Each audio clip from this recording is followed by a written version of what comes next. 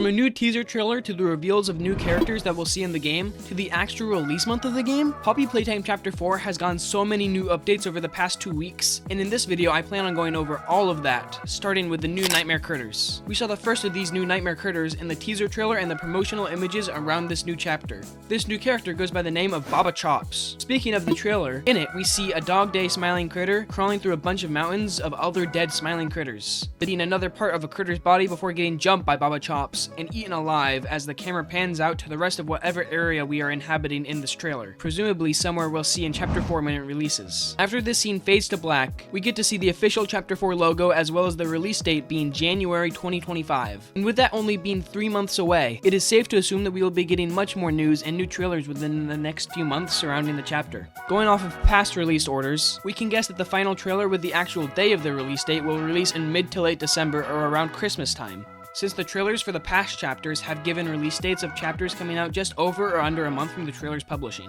Over the last week, we got over on the Mob Games' Twitter the description images for basically every Nightmare Critter we will find in the game, in a very similar format to last January's Smiling Critters description pages, which the whole Nightmare Critters thing was met with a bit of controversy from fans, as they didn't like how repetitive using the critters again felt. They were just scared that the whole chapter would feel like just another Chapter 3. But don't worry, as just a few days after the trailer release, we got confirmation from one of the devs over on the Poppy Playtime Discord server that the Nightmare Critters were definitely not the main antagonists for the chapter and were basically just placeholder characters until Mob Games felt like they were ready to reveal to us who the main antagonist would be. Mob Games have done similar things in the past for placeholder characters, like with Chapter 3, when they used the gas mask as the main focus of the teaser trailer, and even threw in a Brawn the Dinosaur head, which made people suspect that he would be the main antagonist of the chapter.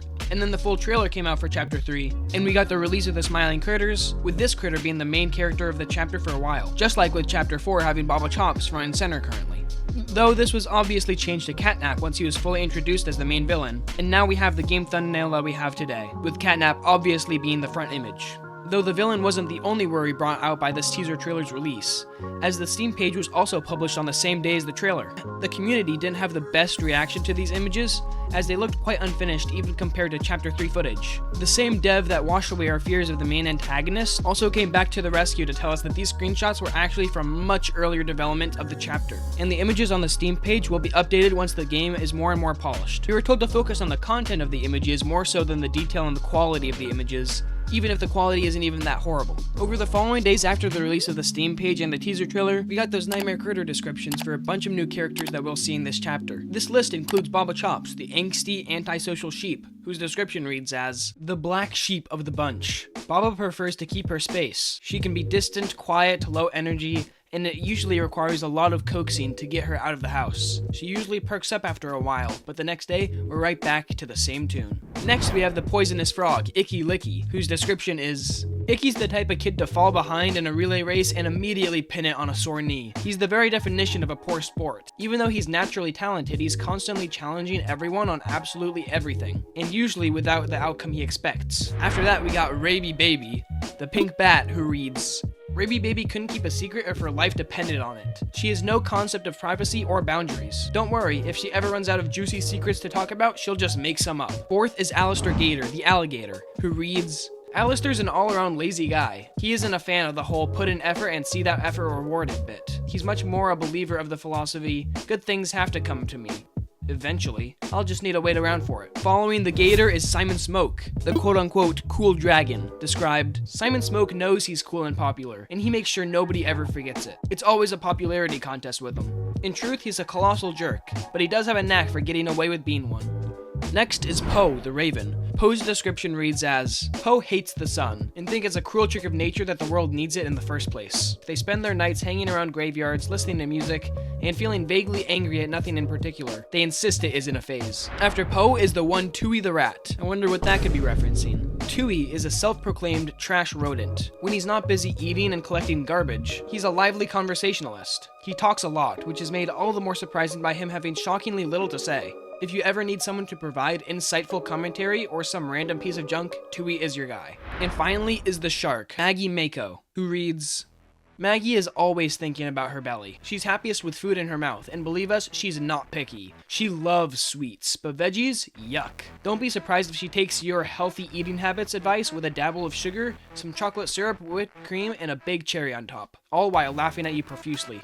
And that is all of the Nightmare Critters. They seem pretty cool to me, other than the wide consensus online that Mob Games seems to be reusing designs for the characters in this new chapter. Though I believe Mob Games has a very good reason for this, and another good thing to discuss would be the importance of the Nightmare Critters from a lore standpoint. Now, just judging off of the descriptions of the Nightmare Critters and the Smiling Critters, not only are the character designs and the names of both of the brands similar, but the descriptions of the characters, at least for most of them, are almost completely polarizing to some of the opposing critters, with characters who are well-liked and those who are egotistical, those who eat healthy and those who eat extremely unhealthily, and many, many more. It seems as if the Nightmare Critters were supposed to be the polar opposites of the Smiling Critters. And a comment that I've seen from a few people online is that these Nightmare Critters are something that a company like Playtime Co. would make to appeal to a teenage audience instead of an obviously younger child audience that the Smiling Critters and all the other Playtime Co. toys would appeal to. It's a very corporate move, and it fits completely from a lore standpoint. And looking at some of the information that we already have on the currently developing ARG, and although we know from previous chapters, the Smiling Critters toy line was a failure of a launch, as catnap seemed to be causing a lot of nightmares for the children who bought the toy, basically forcing Playtime Co. to shut down the toy line and consequentially never getting the chance to launch the Nighttime Critters alternative, presumably sending all of the leftover Smiling Critters and Nightmare Critters to this containment space that we see in the teaser trailer for Chapter 4. Another very interesting detail that I found in the trailer was these walls on what seemed to be the makeshift cages and the pits of dead Smiling Critters. This pattern of red, blue, and yellow is not the first time that it's shown up. If you've been following the Mob Games Twitter page and the developing Chapter 4 ARG, we have now only seen this color pattern in multiple posts. But we can also see the same design pattern on this paper in the ARG. What does this symbol and the colors represent?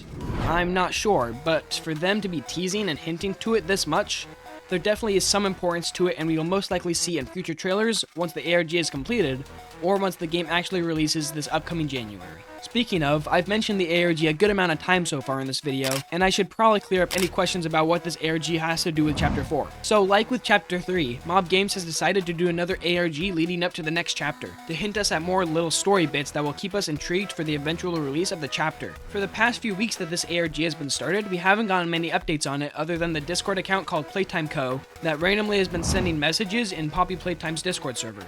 That was until sometime this past week when Mob Games actually sent physical letters to a select group of creators that make content surrounding Poppy Playtime. When you opened the letter, they were met with a paper from Warren Bach Construction. Now, for basically every Poppy Playtime fan, you do not recognize this name, but we actually have seen this company name all the way back in Chapter 2, when we could find this letter from Warren Bach Construction Company.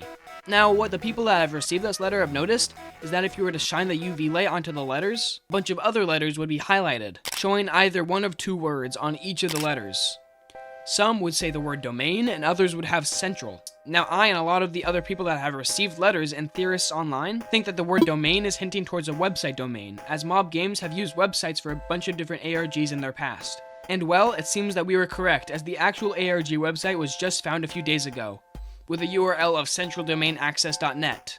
Starting out as just a blank computer screen, the computer on the website actually turned on and started flashing a bunch of these images, including this letter from Elliot Ludwig himself, assumedly being an acceptance letter to this new employee of this Young Geniuses program, which I have no idea what it is yet, and I assume that we will hear more about it as this ARG continues to develop over the next coming days. And that is basically everything that we know about Chapter 4 up until this point. Let me know if there's anything else that I missed in the comments and your thoughts on Chapter 4, the Nightmare Critters, in this developing ARG.